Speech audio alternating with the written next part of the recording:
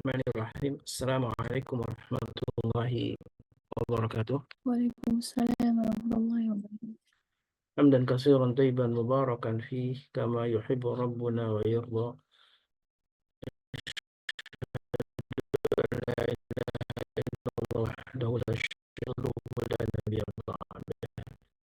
Allahumma shalli wa sallim wa karim wa barik ala nabiyyina wa syafi'ina wa maulana wa qudwatina wa imamina Muhammad wa ala alihi wa sahbihi wa mawala wa la hawla wa la quwwata illa billah. Sahabatku jamaah majelis keluarga Indonesia yang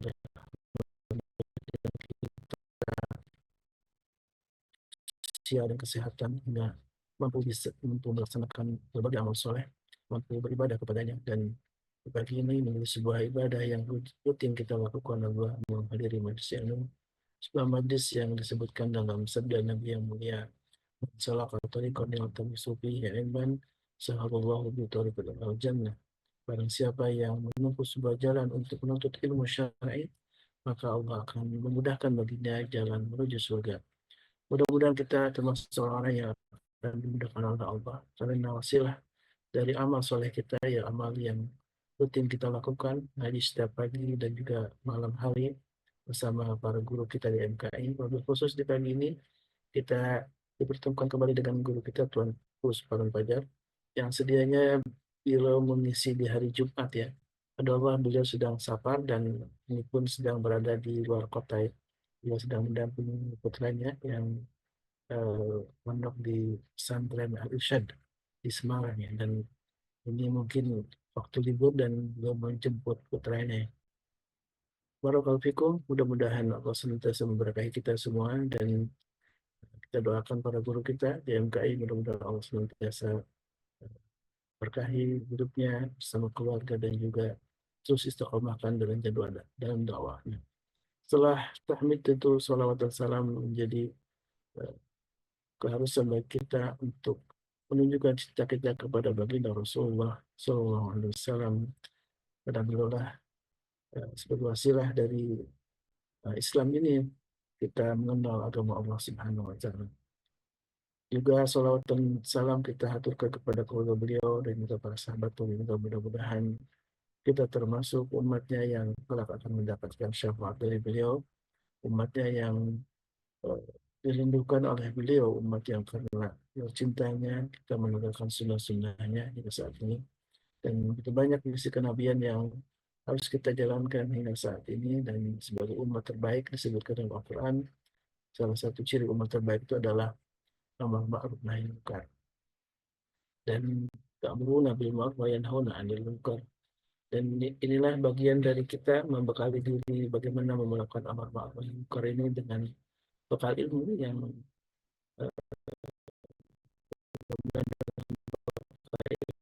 kita termasuk orang yang tidak usah nikmat dan juga ketika kita diingatkan oleh admin untuk selalu istiqamah dalam amal yang satu ini, yaitu jihad harta wa jahidu bi amwalikum wa anfusikum. Bahkan Allah Subhanahu wa taala menempatkan jihad harta ini setelah jihad jiwa ya, jihad dengan diri kita, dengan nyawa gitu ya. Karena jihad harta menjadi bagian yang tentu bagian yang harus kita tegakkan, dan sedekah subuh bagian dari jihad harta yang insya Allah dengan keistiqamahan kita untuk mendukung gerakan dakwah ini menjadikan Allah Subhanahu wa taala ridha dengan kita semua.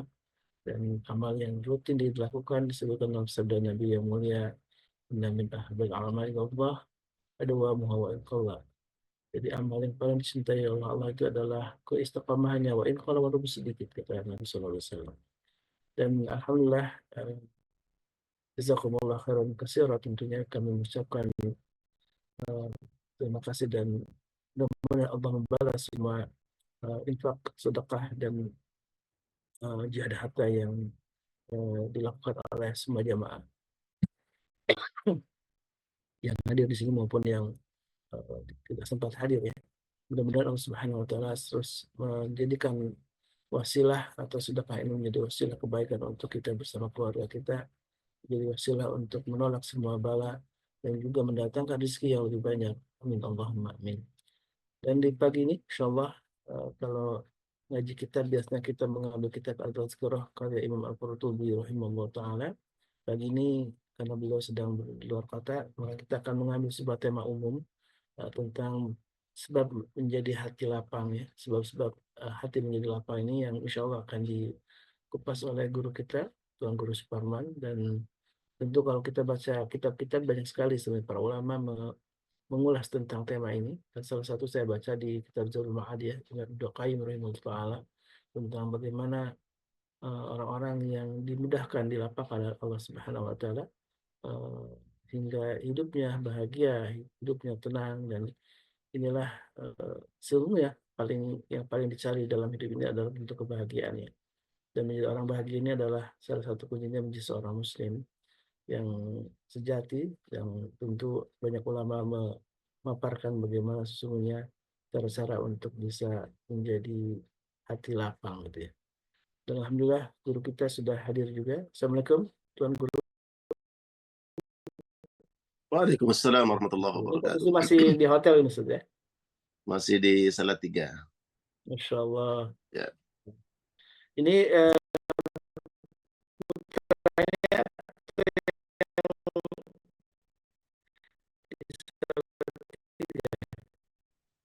Ya, Masya Allah. dua-duanya Pesantren Ustaz yang sama Khalis. atau berbeda ya? Iya. Jadi ada yang memang izin keluar hari Jumat dan hari Sabtu. Masya Allah, tabarakallah. Allah. Alhamdulillah, insya Allah. Insya Allah nanti sore baru balik Jakarta insya Allah. Ya, alhamdulillah, Tuan Guru. Amin, amin. Baik, Tuan Guru, ini walaupun di perjalanan atau di luar kota nih, alhamdulillah kita masih tetap terhubung ya dengan Tuan Guru untuk kembali mengambil hikmah dalam ceramah-ceramah yang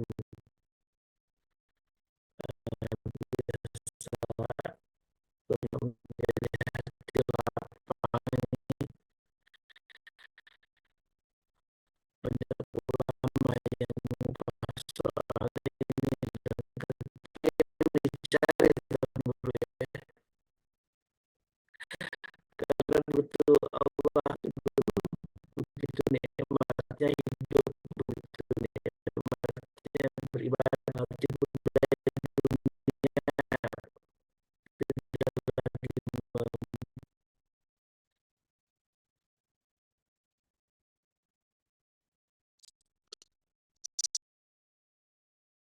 Assalamualaikum warahmatullahi wabarakatuh. Waalaikumsalam warahmatullahi wabarakatuh. Alhamdulillah. Alhamdulillahilladzi bini'matihi tatimmus salihat. Asyhadu an la ilaha illallah la syarika lah. Arsalahu bil huda wa dinil haq liyudhhira. Allahumma salli wa sallim wa rasulina wa imamina wa qudwatina sayyidina maulana Muhammad wa ala alihi wa ashabihi man sara ala nahjihi wa istanna bi sunnatihi ila yaumiddin wa ba'du. Faqad qala Allah ta'ala fi muhkami tanzilih wa huwa asdaqul qailin. A'udzu billahi minasy syaithanir rajim.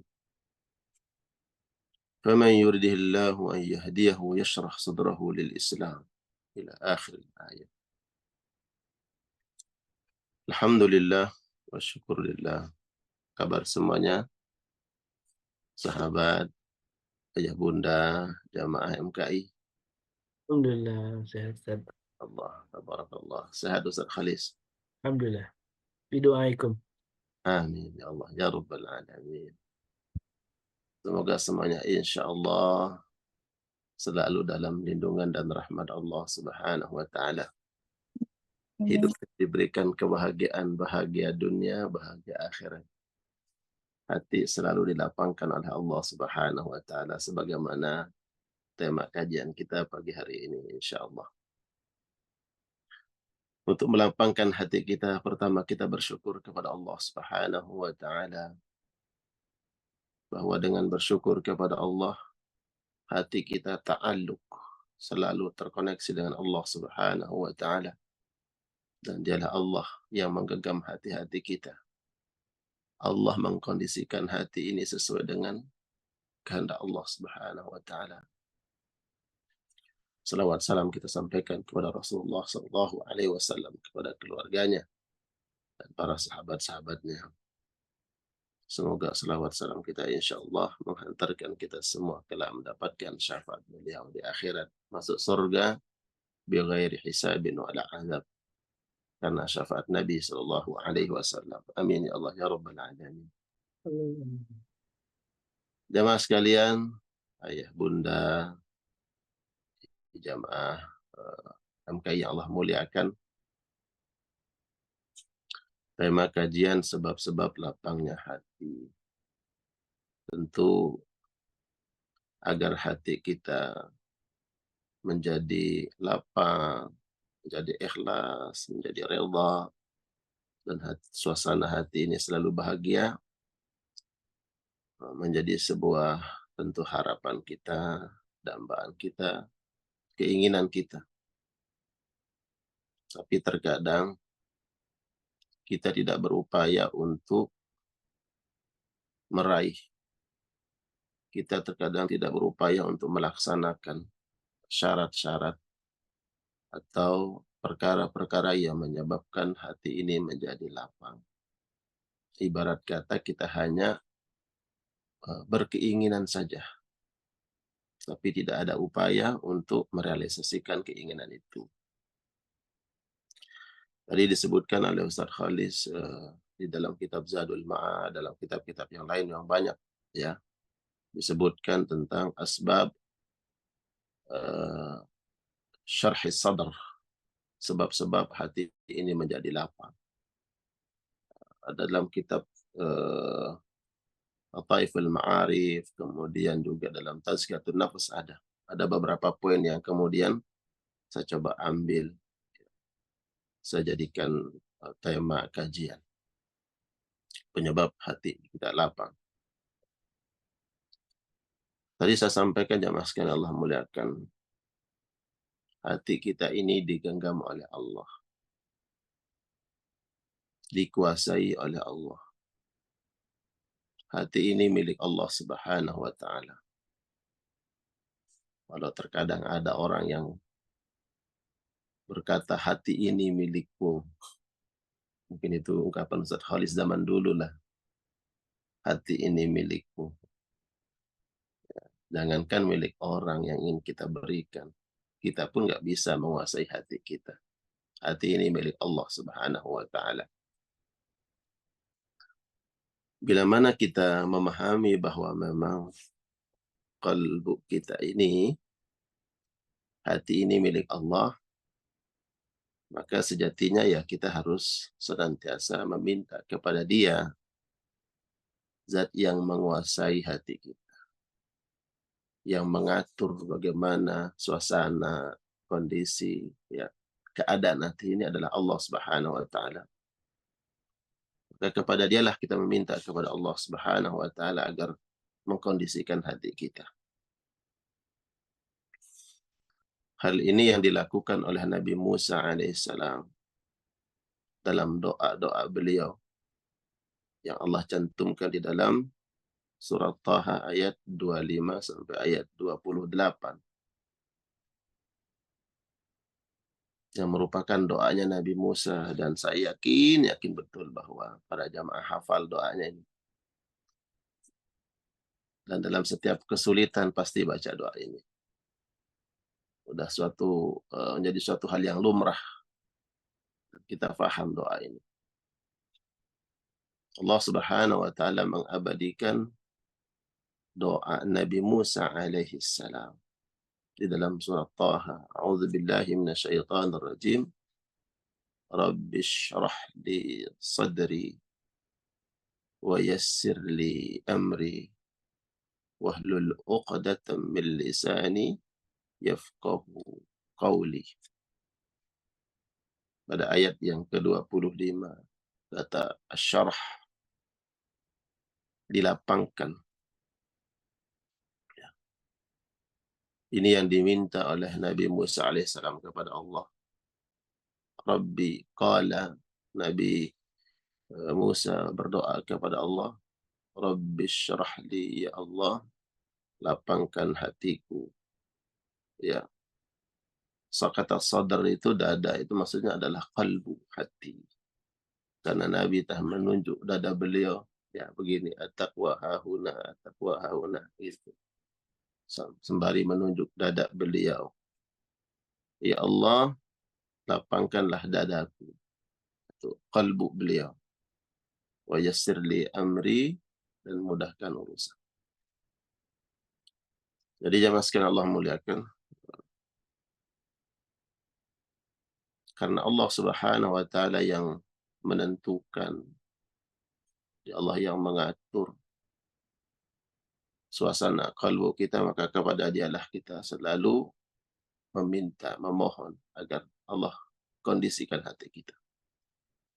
Namun tentu ada asbab, ya, ada sebab-sebabnya. Kemudian kalbu ini diberikan ketenangan, dilapangkan oleh Allah Subhanahu wa taala. Di antara asbab-asbab itu adalah at-ta'atu wa dzikrullahi katsira. Yang pertama, sebab dilapangkan hati kita oleh Allah adalah karena ketaatan kita kepada Allah.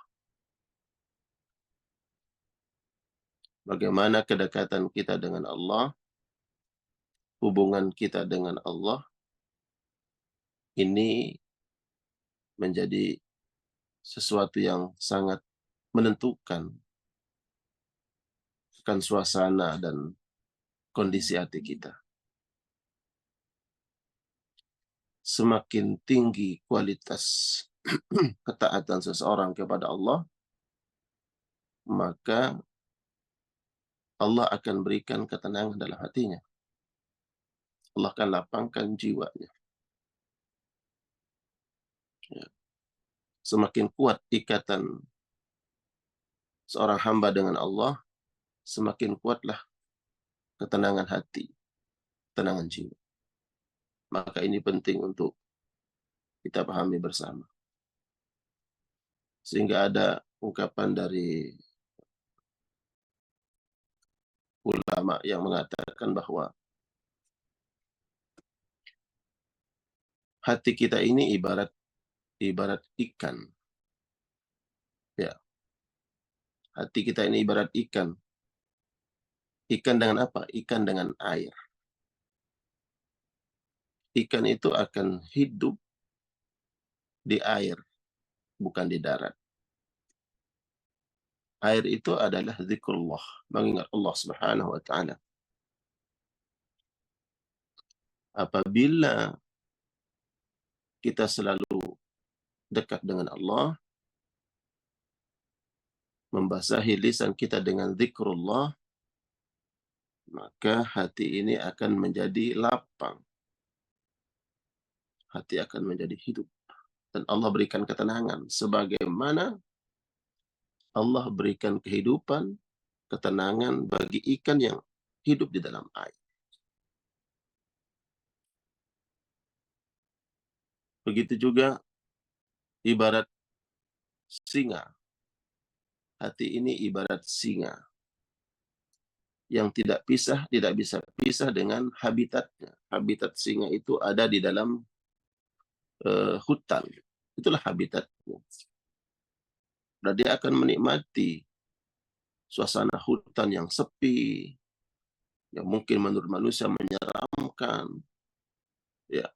Tapi bagi singa, itulah habitatnya. Dan itu membuat dia tenang.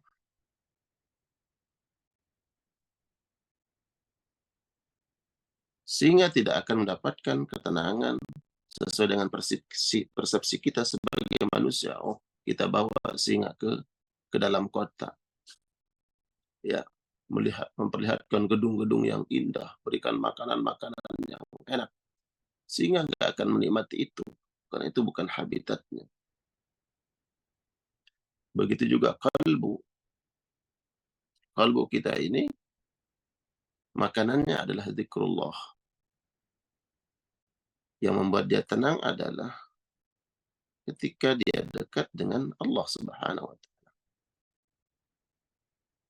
Apabila kemudian kita salah mempersepsikan tentang kalbu, tentang hati kita, bahwa hati ini akan tenang, akan bahagia bila mana tercukupi urusan-urusan dunia, urusan-urusan materi.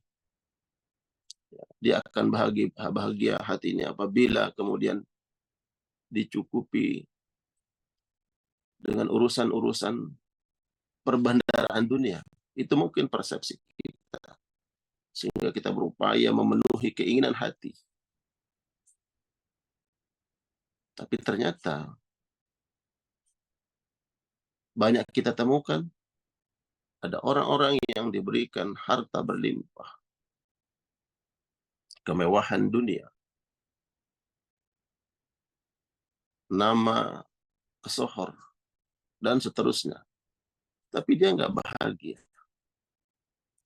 Karena memang hakikat kebahagiaan itu ya dekat dengan Allah Subhanahu wa Ta'ala. Banyak mengingat Allah dan taat kepada Allah Subhanahu wa Ta'ala.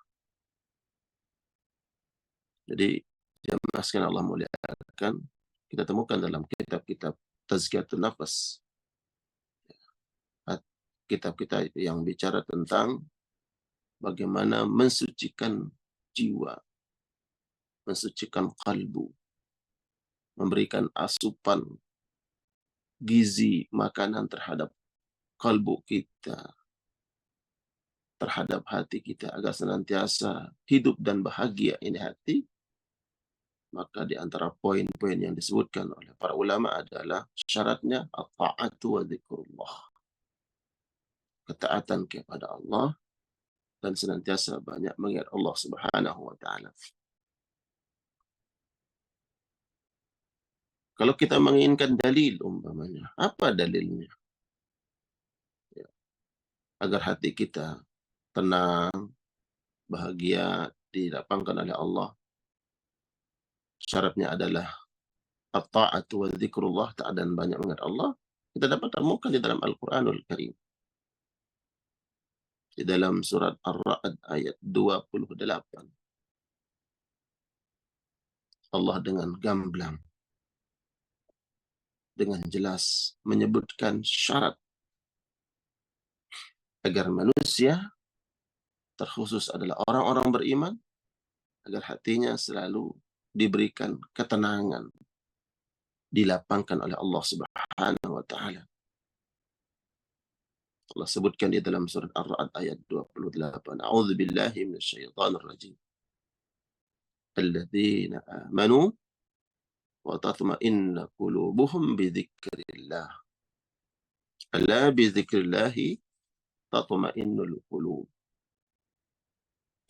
Saya yakin ayat ini sering didengar dan sering disampaikan oleh guru-guru kita. Syarat agar hati kita senantiasa diberikan ketenangan oleh Allah dan hati ini menjadi lapang adalah dengan memperbanyak zikrullah mengingat Allah Subhanahu wa Ta'ala. Alladzina amanu, dan orang-orang yang beriman. Wa tatma'innu qulubuhum, dan hati-hati mereka akan menjadi itminan, akan menjadi tenang. Ya. Karena hatinya lapang, hatinya redha, hatinya ikhlas. Hati-hati mereka menjadi lapang. Hati-hati mereka menjadi tenang, menjadi redha, ikhlas, bizikrillah, dengan banyak menyebut nama Allah. Ya, bizikrillah, banyak menyebut nama Allah. Ya. Karena nanti ini ada kaitannya dengan ayat yang lain yang menyebut kata banyak mengingat Allah. Ala bidzikrillahi tatma'innul qulub. Allah mengulang. Ketahuilah sesungguhnya hati-hati manusia, orang-orang beriman, akan menjadi tenang dengan mengingat Allah Subhanahu wa taala. Ya. Jadi syarat pertama atau komponen pertama yang menyebabkan hati kita menjadi tenang, menjadi lapang adalah perbanyak mengingat Allah Subhanahu wa taala. Zikrullah, ya, bil lisan, dengan lisan. Zikrullah bil qalbi, mengingat Allah dengan kalbu kita. Dua hal ini harus selalu beriringan. Sebut nama Allah dengan lisan kita, kemudian sampaikan ucapan itu masuk ke dalam relung kalbu kita. Allah. Dan saya sangat tidak setuju ada ungkapan dari seorang ustadz yang saya lihat di postingan bahwa menyebut nama Allah, Allah, itu bukan zikrullah. Dan itu tidak berpahala, kata yang bersangkutan.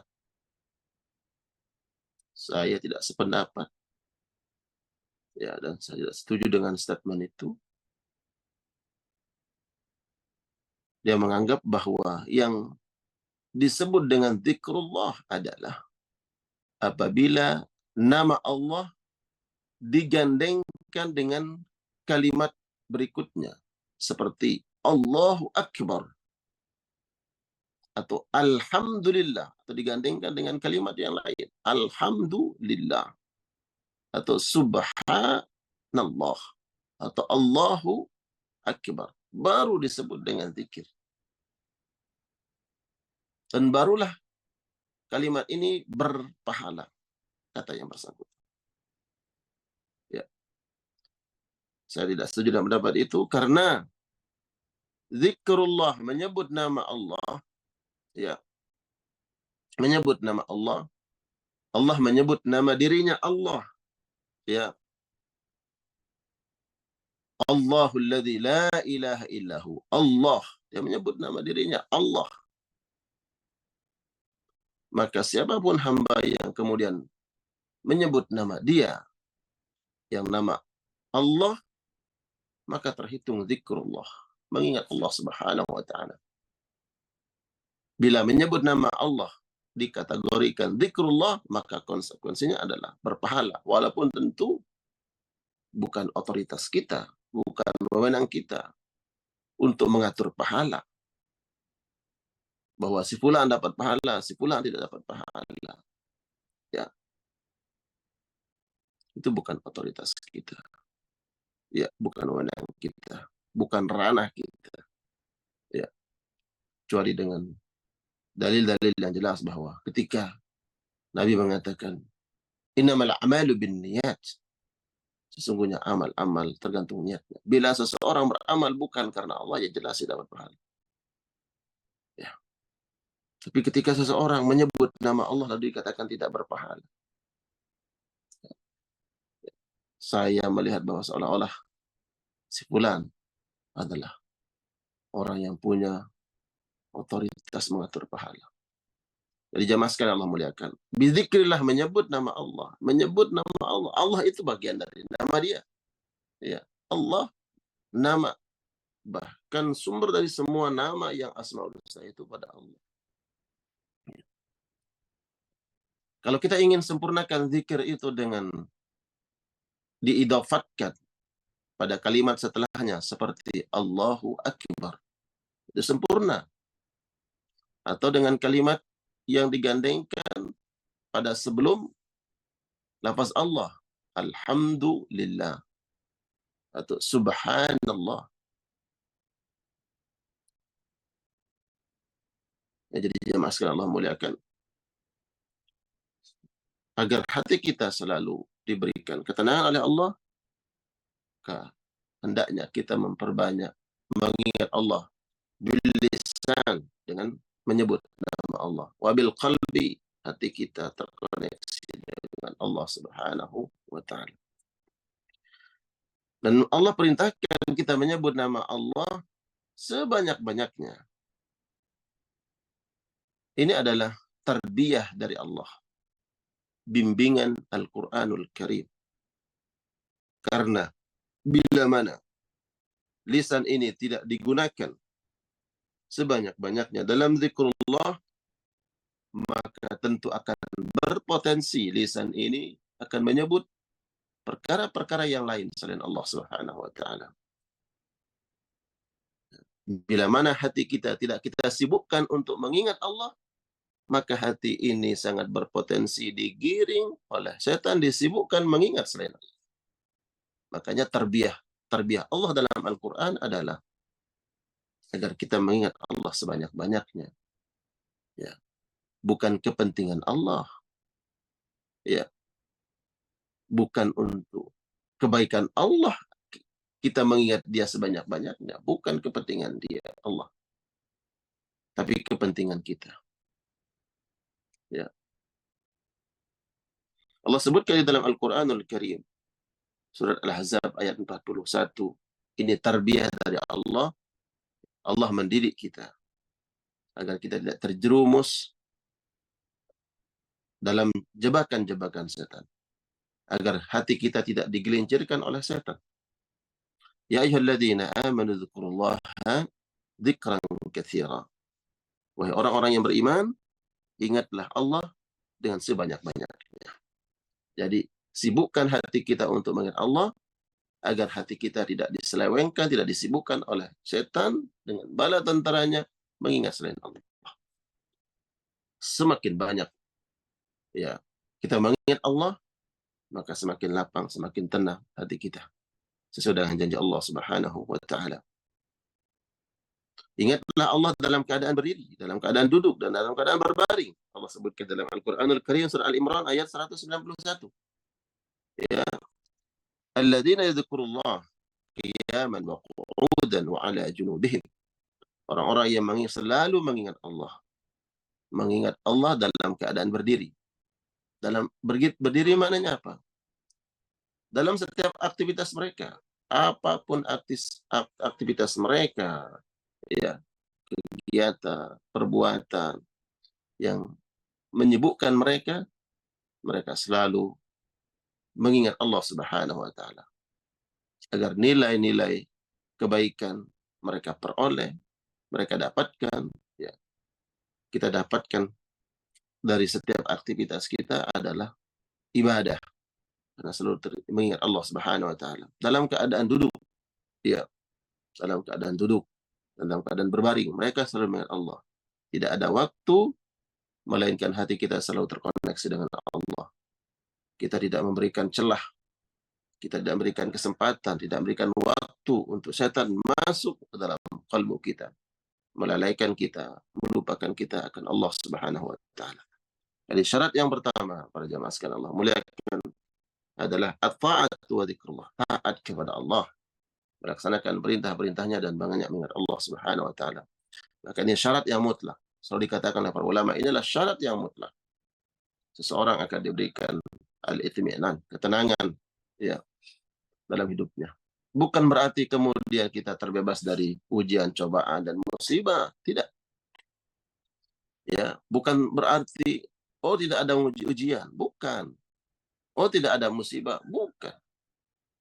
Bagi orang-orang yang selalu mengingat Allah dan dekat dengan Allah, apapun ujiannya, apapun cobaannya, seperti apapun kondisi dan keadaan yang dihadapi, Allah yang akan mengkondisikan hatinya selalu diberikan ketenangan oleh Allah. Walaupun hatinya berada di atas musibah, walaupun hatinya berada di atas ujian Allah, tapi Allah yang mengkondisikan hati itu. Ya. Maka inilah obat bagi hati yang risau, hati yang galau. Inilah jawaban bagi mereka yang mengharapkan ketenangan. Inilah jawaban bagi mereka yang mengharapkan kedamaian hati. Ya, yang orang di luar sana, orang-orang di luar kita yang tidak berakidah Islam, mereka diberikan kemewahan, diberikan ketenaran, diberikan perbendaharaan dunia ini. Tapi mereka berusaha mencari ketenangan. Mereka tidak temukan ketenangan itu eh, pada harta. Mereka tidak menemukan ketenangan itu pada jabatan. Mereka tidak menemukan ketenangan itu pada pasangan yang mereka dambakan. Ya, mereka sudah mencari ketenangan. Ya, Allah telah memberikan jalan itu untuk kita dan Allah memberikan obat itu untuk kita. Kemudian yang kedua, jemaah sekalian Allah muliakan, sebabnya hati ini menjadi tenang, menjadi lapang adalah dengan berhusnuzan, berbaik sangka kepada Allah Subhanahu wa taala. Hidup ini tidak lepas dari ujian dan cobaan. Ya, ujian itu datang terkadang dari diri kita sendiri atau dari keluarga kita, keluarga dekat kita, atau dari orang lain, internal, eksternal, ya, yang kita duga dan yang kita tidak duga, ujian dan cobaan itu datang. Nah, bila mana kemudian perkara-perkara seperti ini menyapa hadir dalam hidup kita, maka hendaknya kita berbaik sangka, berhusnuzan kepada Allah Subhanahu wa taala. Husn artinya baik, zan sangkaan kepada Allah. Kenapa kita harus berbaik sangka kepada Allah Subhanahu wa taala? Karena sesungguhnya Allah Jalla Sya'nu, Allah Subhanahu wa taala tidak memiliki sifat zalim. Allah tidak mentakdirkan keburukan kepada hambanya. Dalam pandangan Allah, bukan dalam pandangan manusia. Dalam pandangan Allah, Allah tidak mentakdirkan keburukan bagi manusia. Wabil khusus orang-orang yang beriman. Karena Allah tidak memiliki sifat zalim. Ya, Allah tidak memiliki sifat zalim. Maka tidak mungkin kemudian Allah menzalimi hambanya, walau terkadang kita memandang bahwa seolah-olah ini menyakitkan, ya, membuat kita menderita, membuat kita risau, gelisah, membuat hati kita tidak tenang, ujian dan cobaan. Apakah Allah zalim? Tidak. Allah sebutkan di dalam Al-Quranul Karim. Ya. Surat An-Nisa ayat 40. Inna Allah la yuzlimu mithqala dzarrah. Sesungguhnya Allah tidak berbuat zalim kepada hambanya walaupun sebesar biji sawi. Sekecil apapun ya keburukan, musibah atau ujian yang kita rasakan, ya, di dalam ujian dan cobaan itu tidak ada, ya, sifat Allah Subhanahu wa taala berkeinginan untuk menzalimi hambanya. Ya, tidak ada nilai-nilai zalim pada ujian, cobaan, atau apapun yang menerpa hidup kita. Sesungguhnya Allah tidak berbuat zalim kepada hambanya walaupun sebesar biji sawi. Ya. Wa in taku hasanatan yudha'ifha. Apabila seorang hamba melakukan kebaikan, maka Allah akan melipat gandakan pahalanya. Wa yu'ti min ladunhu ajran 'azima. Dan Allah akan memberikan pahala yang besar dari sisinya. Disebutkan oleh para ulama, di sini ada kata hasanah, diberikan kebaikan, dilipat gandakan pahalanya apabila seorang hamba melakukan kebaikan. Artinya Allah tidak menzalimi seorang hamba dalam takaran pahala yang Allah berikan kepada mereka. Bila seorang hamba melakukan kebaikan, maka Allah balas kebaikan mereka sesuai dengan kadar kebaikan itu. Bahkan dilipat gandakan oleh Allah. Allah tidak mengurangi takaran pahala. Dan Allah akan memberikan balasan pahala yang besar. Disebutkan ajran azimah ini adalah dua dimensi. Pertama, Allah akan melipatkan balasan pahala kebaikan itu, dilipat gandakan dengan pahala yang besar. Kalau sebaliknya, bahwa apabila ada ujian, ada musibah yang dirasakan oleh manusia, kemudian dia bersabar dari ujian dan cobaan tersebut, maka dia akan mendapatkan ajaran azimah, balasan pahala yang besar. Dari sini ya, kita melihat dan memahami bahwa mungkin dalam pandangan kita sebagai manusia yang memiliki keterbatasan ilmu pengetahuan, keterbatasan hikmah kita memandang sebuah problem atau sebuah masalah atau sebuah ujian, kita menganggap bahwa ini sesuatu hal yang menyakitkan, sesuatu perkara yang membuat kita tidak tenang. Tapi sesungguhnya dalam pandangan Allah Subhanahu wa taala itu bukan keburukan, bukan kezaliman, tapi Allah ingin memberikan pahala, Allah ingin investasikan kebaikan untuk kita nanti di akhirat. Sehingga kalau kita memandang dari sudut pandang ini, bahwa Allah ingin memberikan pahala, Allah menyiapkan kebaikan yang azim, ajaran azimah, pahala yang besar nanti di akhirat, maka sesungguhnya tidak ada nilai-nilai kezaliman, nilai-nilai keburukan yang Allah tetapkan bagi orang-orang yang beriman. Ya. Hanya kita saja yang memandang kemudian itu suatu hal yang buruk. Oleh karenanya jemaah sekalian muliakan, apapun ujian dan cobaan yang kita rasa dalam hidup ini, terasa berat, sulit, baik datang dari diri kita, dari keluarga kita, dari pekerjaan, internal, eksternal, atau apapun, berbaik sangkalah kepada Allah Subhanahu wa taala.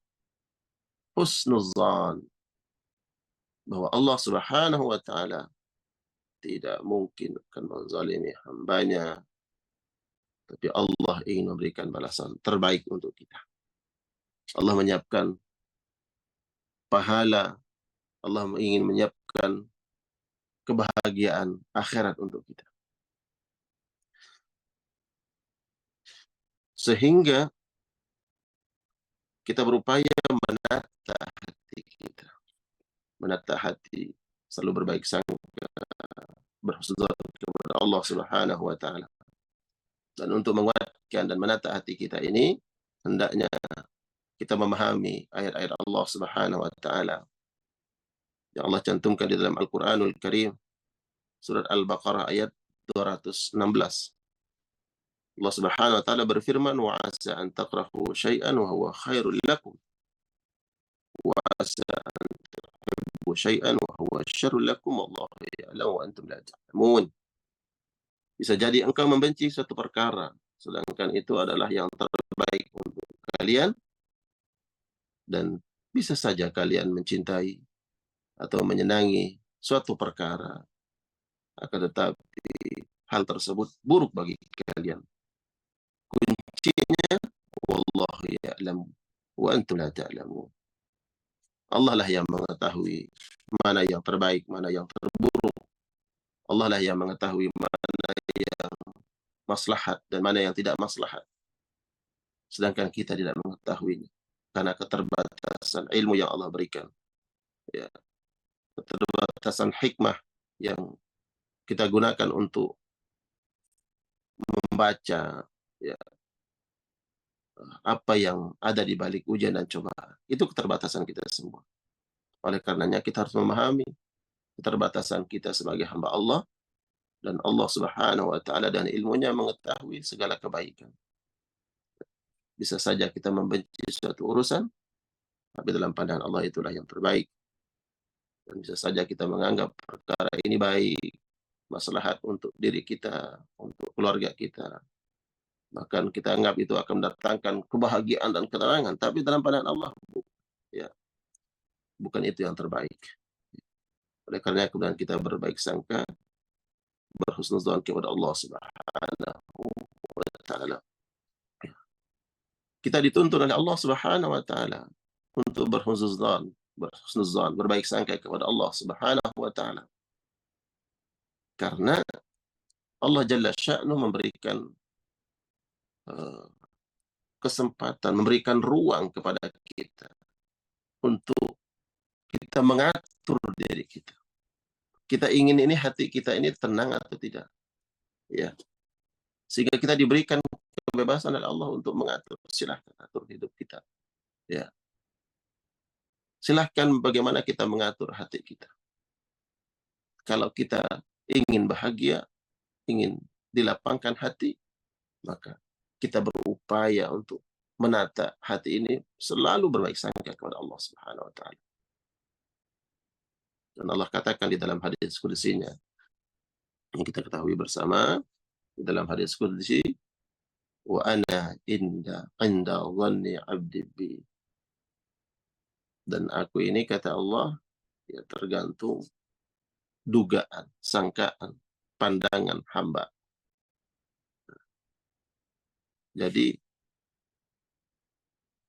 disebutkan oleh para ulama tentang hadis qudsi ini bahwa Allah memberikan al-hurriyah, kebebasan kepada manusia untuk meniti jalan hidupnya. Jalan hidup apa? Bagaimana dia mengkondisikan hatinya. Ya. Kehidupan kita ini kan di kalbu kita. Hidup kita ini bahagia atau tidak. Ya, tenang atau tidak. Ya, itu kita diberikan kebebasan oleh Allah Subhanahu wa taala. Silakan, kau ingin menata hatimu seperti apa? Kalau kau ingin bahagia, maka berbaik sangkalah kepada Allah. Maka Allah akan berikan sesuai dengan sangkaan. Tapi sebaliknya, bila berburuk sangka kepada Allah, bersu'uzan, maka yang terjadi adalah sesuai dengan sangkaan kita. Oleh karenanya kita selalu diingatkan untuk berhusnuzan kepada Allah Subhanahu wa taala. Wa ana 'inda dhanni 'abdi bi. Bahkan disebutkan oleh Imam Ahmad bin Hanbal tentang hadis qudsi ini. Wa ana 'inda dhanni 'abdi bi. Dan aku tergantung sesuai dengan sangkaan hamba. Bahkan hadis qudsi ini hendaknya kita memahaminya bahkan dalam situasi yang sangat rumit, sangat menakutkan, dalam keadaan seseorang akan kembali kepada Allah dan merasa bahwa kalau dia sakit, ya, bisa saja penyakit ini menghantarkan dia pada kematian. Ada seorang hamba yang merasa diberikan firasat oleh Allah bahwa ajalnya sudah dekat, disebabkan karena perkara-perkara atau sebab-sebab yang menghantarkan seseorang meninggal dunia. Bila berada posisi itu, berada dalam titik itu, kata Imam Ahmad bin Hanbal, ingatlah hadis qudsi ini, wa ana inda dhanni 'abdi bi, aku ini tergantung sangkaan hamba. Bila seorang dalam keadaan menjelang sakaratul maut, kemudian dia berbaik sangka kepada Allah, berhusnuzan kepada Allah Subhanahu wa taala, bahwa dia Allah yang memegang kehidupannya selama hidup di dunia, maka Rabb itu juga yang akan mengatur hidupnya setelah dia mati. Kalau dia berbaik sangka kepada Allah bahwa dia akan mengalami sesuatu hal yang baik-baik saja setelah kematiannya, karena yang mengatur itu adalah Rabb yang Ar-Rahman Ar-Rahim. Dalam situasi itu dia berbaik sangka kepada Allah, walaupun ini adalah pelaku maksiat, orang yang berbuat zalim. Tapi seandainya dalam situasi itu dia berbaik sangka kepada Allah, berhusnuzan kepada Allah, maka Allah akan berikan sesuai dengan sangkaan dia. Karena kita bermuamalah dengan Rabbul Alamin, Ar-Rahman Ar-Rahim. Rabb kita itu adalah Allah yang Ar-Rahman Ar-Rahim. Rabb kita itu adalah Zat yang Al-Ghaffar, yang Maha Pengampun. Ya. Bukan zat pendendam, bukan zat yang menghakimi, ya, mendahulukan azabnya daripada rahmatnya. Tidak. Dia Rabb yang mendahulukan rahmatnya baru kemudian azab. Dia zat yang mendahulukan rahmatnya, Rahman dan Rahimnya di atas murkanya. Dia Rabb. Oleh karenanya berbaik sangka aja kepada Allah. Bahkan kata Imam Ahmad bin Hanbal, bahkan seandainya ada pelaku maksiat, selama hidupnya berbuat maksiat, berbuat buruk, tapi menjelang kematiannya, dia ingat ini, wa ana inda dhanni abdi bi. Aku tergantung sangkaan hambaku. Seandainya dia berbaik sangka kepada Allah, dosa yang dia bawa, maksiat yang pernah dia lakukan, dia berbaik sangka kepada Allah. Tuhanku itu adalah Al-Ghaffar. Tuhanku itu adalah Ar-Rahman Ar-Rahim. Siapa yang tahu bahwa kemudian Allah akan memberikan sesuai dengan sangkaannya. Dosa dan maksiatnya kemudian diampuni oleh Allah. Rahman dan kasih sayang Allah meliputi dia karena sangkaan. Lalu bagaimana dengan hamba-hamba yang selalu berupaya dekat dengan Allah, hamba-hamba yang bertakwa?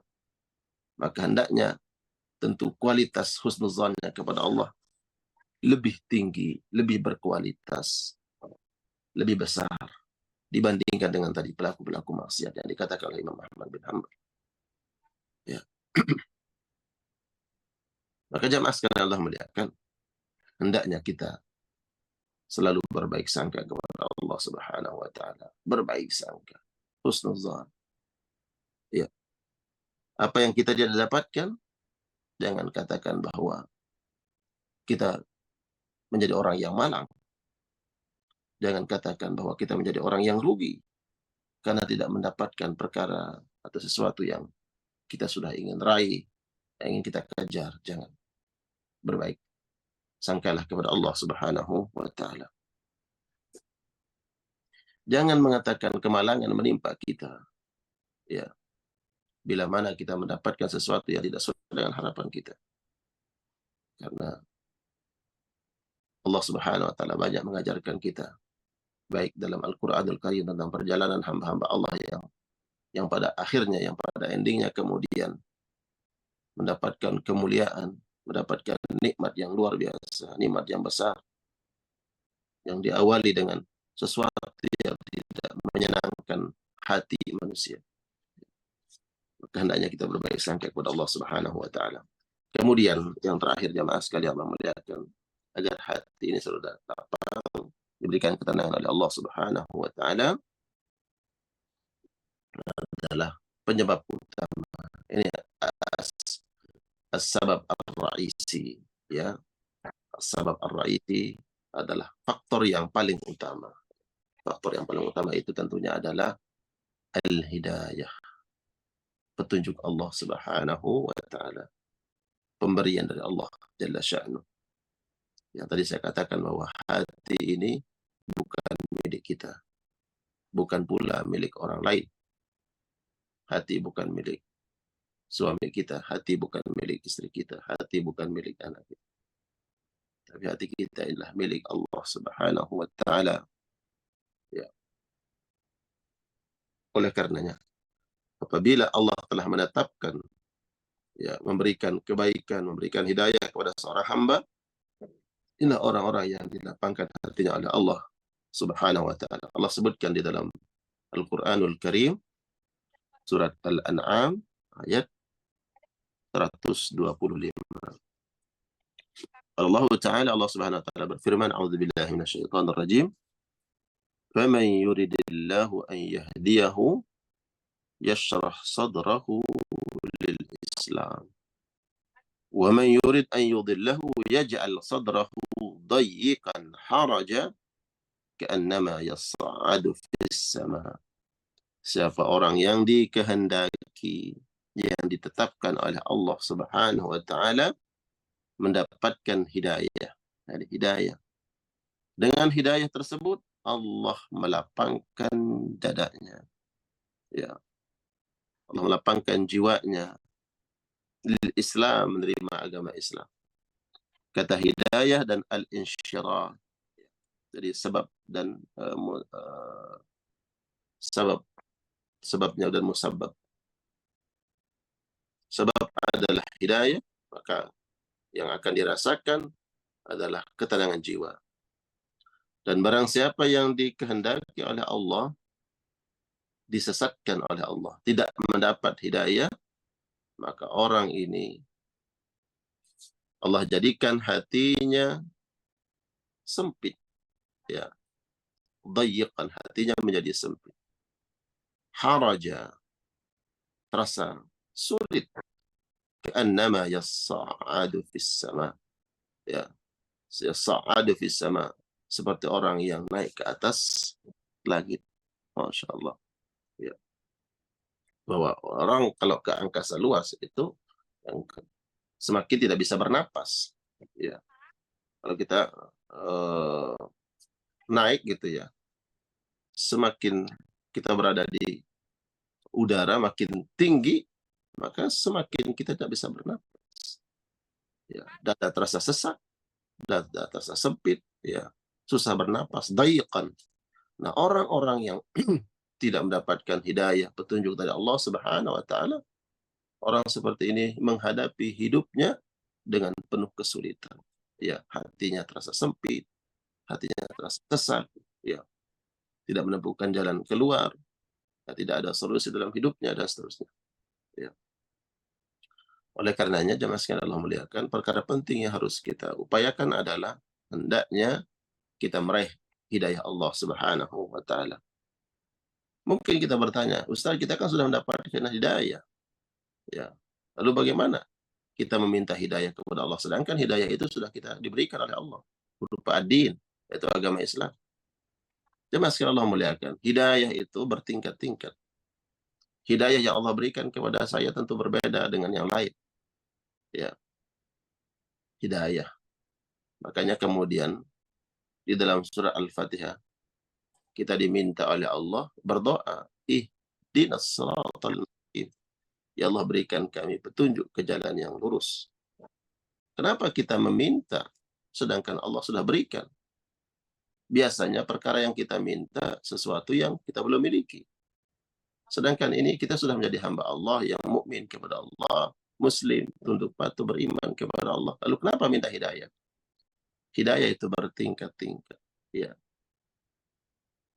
Ada orang yang diberikan hidayah oleh Allah. Hidayah dalam melaksanakan kebaikan. Hidayah dalam ketenangan jiwa. Hidayah dalam istiqamahan. Itu bertingkat-tingkat. Oleh karenanya, kita selalu minta diberikan asbabat ketetapan di atas kebaikan agar istiqamah.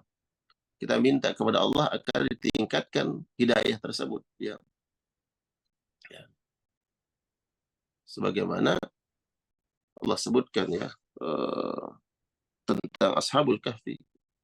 Wazidnahum huda. Ya, innahum fityatun amanu bi rabbihim wazidnahum huda. Sesungguhnya mereka adalah pemuda-pemuda yang beriman kepada Allah dan kami tambah hidayah untuk mereka. Ya, ditambah ketenangan hati mereka kepada Allah, ditambah keyakinan mereka terhadap keesaan Allah. Oleh karenanya ini yang kemudian kita berupaya untuk terus kita tingkatkan, jamaah sekalian Allah muliakan. Hidayah ini, ya, hidayah mendapatkan ilmu, hidayah dalam mengamalkan ilmu, hidayah dalam thiqah, istiqamah, ya, di atas kebenaran. Dalam konteks kita di majelis ini, di majelis keluarga Indonesia, kita minta hidayah diberikan pemahaman, ya, pengetahuan tentang agama Allah Subhanahu wa taala. Kita minta hidayah agar dikuatkan oleh Allah dalam mengamalkan ilmu pengetahuan yang sudah sampai kepada kita. Kalau ini sudah Allah berikan dan kita jaga dan terus menjadi nikmat yang Allah berikan kepada kita berupa hidayah, maka insya Allah buahnya adalah hati kita menjadi lapang, menjadi tenang. Karena itu sudah sunnatullah. Dan hidayah itu Allah akan berikan ketenangan hati, ketenangan jiwa.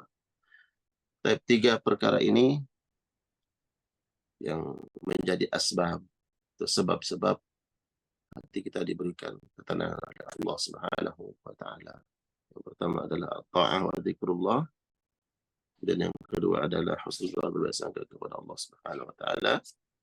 Yang ketiga adalah hidayah Allah Subhanahu wa taala. Saya Ustaz Khalis, tentu materi-materi ini juga sering kita bicarakan, ya.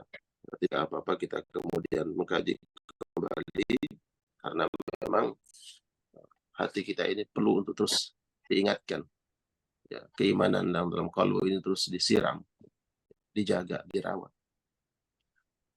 Mudah-mudahan dengan ilmu yang kita dapatkan ini jadi ilmu yang bermanfaat, yang menguatkan kita dalam keistiqomahan di atas kebaikan insyaallah ta'ala, dan beramal di atas ilmu, dan ilmu yang selalu diamalkan insyaallah. Barakallah, syukran Ustaz Khalis, tafadhal. Barakallahu fiik. Mudahan Allah selalu melapangkan hati kita, ya. Dan salah satu ciri orang yang dilapangkan dada itu oleh Allah, dan juga orang yang merasa satu kebahagiaan yang sharing atau juga bertanya dengan guru kita atau guru sepaman tentang pentingnya kita menjadikan hati kita lapang. Tentu bukan kita yang menjadikan, tapi Allah Subhanahu wa taala. Itu ada ikhtiarnya yang bisa kita lakukan tadi, yang hati kita lapang, yaitu dengan zikrullah, yang kedua dengan selalu bersyukur kepada Allah, dan yang ketiga dengan dari Allah Subhanahu wa taala. Dan kita harus terus minta, ya, kepada Allah untuk mendapatkan hidayahnya. Dan ada permohonan ini dari budaya ini tentang permohonan mungkin selain tadi, ya, doa di al-fatihah ihdinas siratal mustaqim, apakah ada doa khusus untuk bisa mendapatkan hidayah dari Allah Subhanahu wa Ya. taala? Allah sebutkan hidayah itu adalah milik Allah Subhanahu wa taala. Maka minta kepada Dia. Di antara yang kita lakukan adalah, ya, perbanyak doa, ya. Perbanyak doa, minta kepada Allah Subhanahu wa taala. Doa yang diajarkan oleh Nabi sallallahu alaihi wasallam, dinik.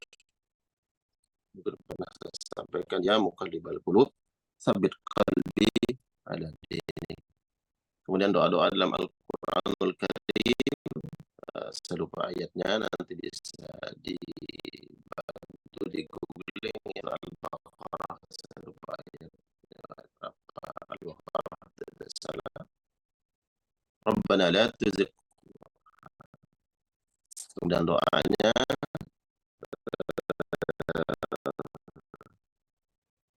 Talut, yang Allah abadikan, Karim,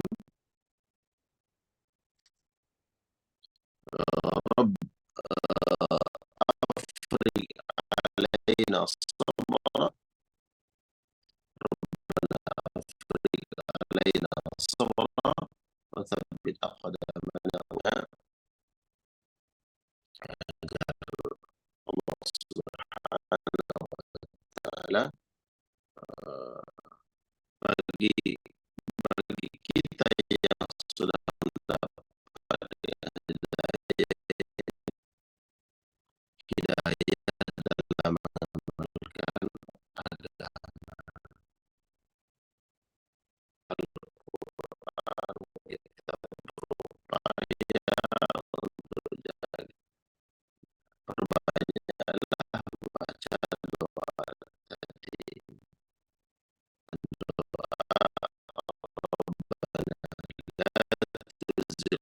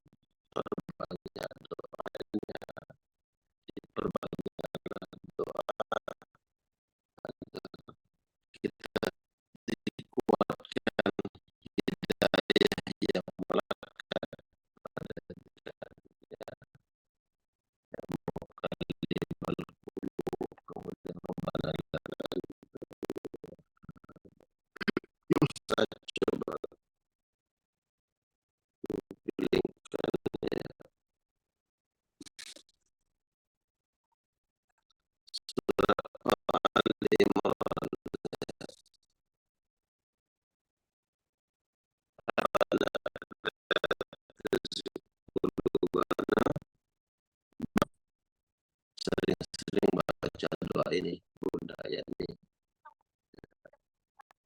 meminta hidayah. Di pertanyaan budaya ini bagaimana ya, meminta hidayah itu adalah dikuatkan ya, bukan kita berada pada posisi Allah dan ditambah hidayah itu adalah Allah Subhanahu wa taala. Apa doamu qalbal qulub tsabbit qalbi ala dinik. Begitu ya, Ustaz Khalis. Doa yang diajarkan oleh Rasulullah wal afaf Allahumma ya nas'alukal huda wat tuqa wal afaf wal ghina. Ya, kepadamu hanya sahabat yang minta petunjuk itu adalah dikuatkan, diberikan sahabat, ketetapan. Ya, hadis Nabi Sallallahu Alaihi Wasallam, ada orang yang di pagi harinya beriman kepada Allah, di sore harinya dia kufur kepada Allah, di sore harinya dia naudzubillah, summa naudzubillah. Takutlah kalian akan fitnah yang tidak akan menimpa sifat umum fitnah tersebut. Ada orang-orang yang kufur, di sore harinya dia beriman, di pagi harinya dia kufur. Bayangkan berapa ya membahayakannya, mengkhawatirkan kalau kita mengatakan nanti akan ada zaman diberikan fitnahnya luar biasa. Fitnah laksana malam yang gelap gulita mengepung kita. Dan saya pikir di zaman kita hari ini fitnahnya luar biasa. Fitnah itu laksana malam yang gelap gulita, ya, mengepung kita semua. Fitnah dari depan, belakang, kanan, kiri. Fitnah harta, fitnah dunia, fitnah jabatan, fitnah kehormatan, ya, fitnah ucapan, fitnah medsos, macam-macam fitnah. Ya, sehingga terjatuh pada fitnah tersebut. Bayangkan bagaimana fitnah terhadap mata kita. Mau melihat, memandang itu ada fitnah. Kita ingin mendengar sesuatu, ternyata apa yang kita dengar itu fitnah. Apa yang kita menjadi penyakit hati. Ya, kita ingin bekerja, ternyata di tempat kerja kita banyak fitnah. Ya, apa yang kita makan, kadang kita tidak berani menjamin bahwa apa yang kita makan masuk ke dalam apa yang kita makan, apa yang kita berikan nafkah pada keluarga. Terkadang kita nggak berani menjamin secara utuh, secara sempurna bahwa itu tidak ada fitnahnya. Jadi memang kita khawatir, terutama di zaman kita ini. Yang Nabi katakan fitnah laksana malam yang gelap gulita, ya, mengepung kita semua, depan, belakang, kiri, kanan, bawah, atas, fitnah itu. Maka tentu kita sangat bihajatin masa, sangat penting, sangat perlu, sangat butuh terhadap doa-doa yang harus kita baca, ya. Berdoa setiap waktu, setiap saat. Rabbana la tuzigh qulubana ba'da idh hadaytana, dan doa Allahumma inna nas'alukal huda wa tuqa wal afafa wal ghina. Doa Quran Rabbana afrigh alaina sabra wa tsabbit aqdamana kepada Allah Subhanahu wa taala. Ya, sebagai ikhtiar kita. Ya, silakan. baik. Kalau tidak ada pertanyaan lagi, kita coba akan sampaikan ya tentang betapa pentingnya kita memelihara hidayah itu dengan banyak berdoa kepada Allah. Karena alhamdulillah kita sudah ada hidayah Islam gitu ya, kita sudah beragama Islam saat ini. Tapi untuk supaya tidak dijaga, apalagi di zaman fitnah ini, untuk kita memperbanyak doa dan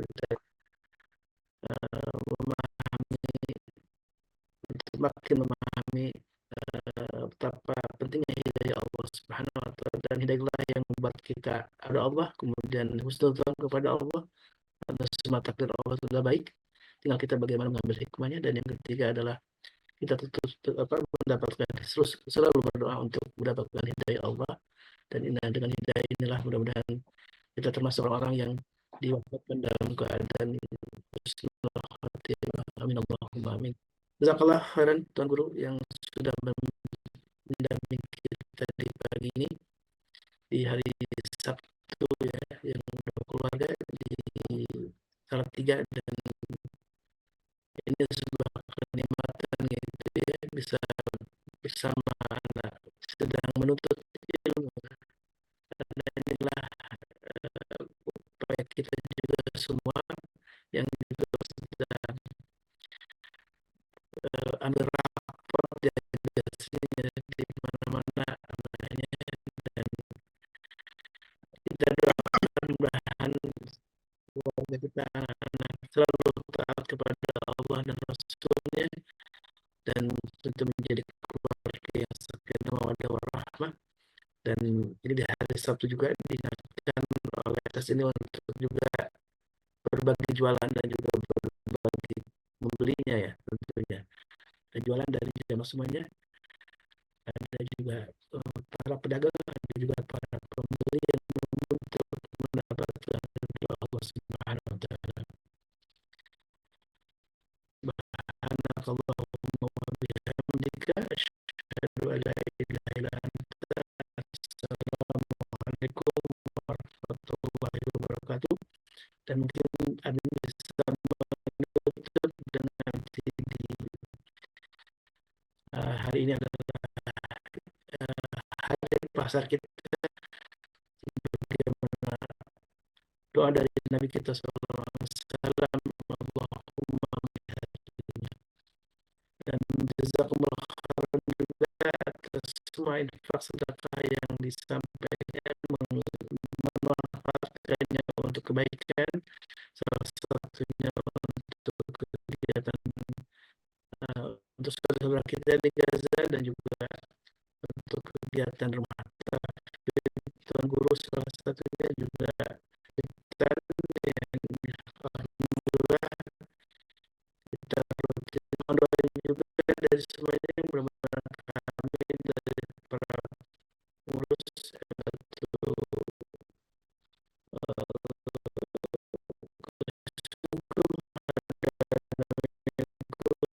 itu